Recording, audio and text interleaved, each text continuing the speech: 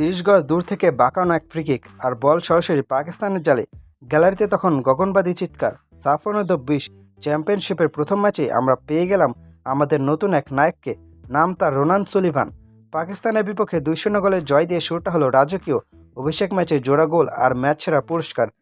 আপনারা কি তৈরি আমাদের এই নতুন সুপারস্টার সম্পর্কে জানতে? ম্যাচের ৫৩তম মিনিট ফ্রিকিক পেল বাংলাদেশ। বল থেকে গোলপোস্টের দূরত্ব পায় ৩০ গজ। গ্যালারিতে সবাই যখন নড়ে চড়ে বসেছে, ঠিক তখনই দেখা গেল ম্যাজিক। রোনান সুলিভানের পা থেকে বের হওয়া সেই শট যেন কোনো গাইডেড মিসাইল।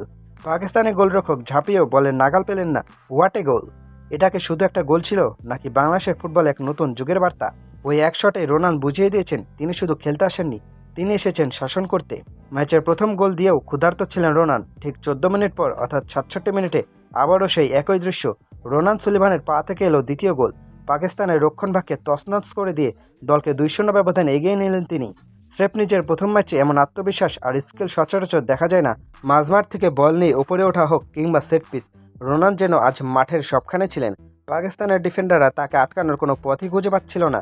বাংলাদেশের ফুটবলে একজন প্রপার গোল স্কোরার বা সেট পিস স্পেশালিস্টের অভাব আমরা অনেক দিন ধরে বোধ করছি। রোনান সুলিভানের এই পারফরমেন্স কি সেই অভাব পূরণ করবে? সাফ অনূর্ধ্ব ২০ চ্যাম্পিয়নশিপের এই সূচনা আমাদের বড় কিছু স্বপ্ন দেখাচ্ছে।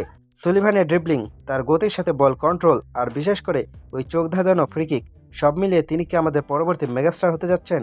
আপনার কি মনে হয়? সাফ অনূর্ধ্ব ২০ চ্যাম্পিয়নশিপে বাংলাদেশের এই উড়ন্ত শুরু আমাদের সবার জন্য প্রাপ্তি।